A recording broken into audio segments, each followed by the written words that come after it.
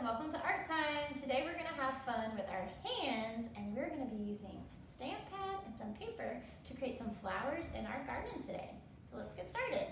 All you're going to need is some construction paper, whatever color you enjoy. We picked white. We have some different color stamp pads. I think I'm going to pick purple today. And then if you have any baby wipes or just a sink that's close by, because you're going to need to wash your hands when you're done. And then also some markers, and these are going to be for the stem when you're done as well, okay? And we're actually going to represent how flowers begin to bloom. So we're going to use different parts of our hands today with your child to represent each of those stages. So when you get out your stamp pad, if you don't have a stamp pad, you're welcome to just use finger paints at home or a paintbrush and to paint the different parts of your hand. So the first part of the hand, we're going to practice closing our hand like a fist, and this will be great for your child. We do a lot of actions with our hands, grasping. We practice opening and closing our hands in class, so you'll just tell your child to grasp their hand together. Maybe pull up your sleeve. And our first little bloom is going to be right at the bottom. Give it some space. It's going to look just like that. Okay?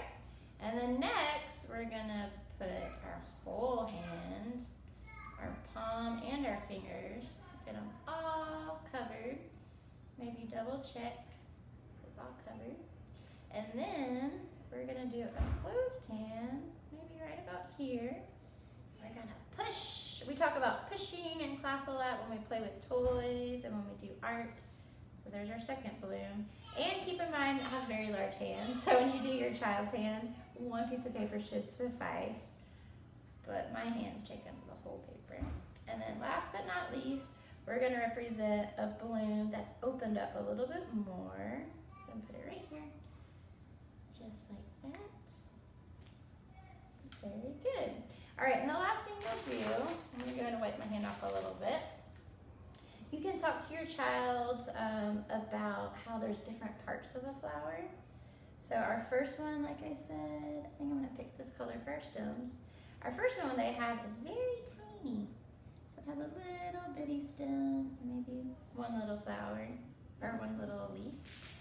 And then we have our second flower. As it grows, it gets bigger and bigger. You can talk about how this is small and it's starting to grow. And it might have, an extra little leaf in there.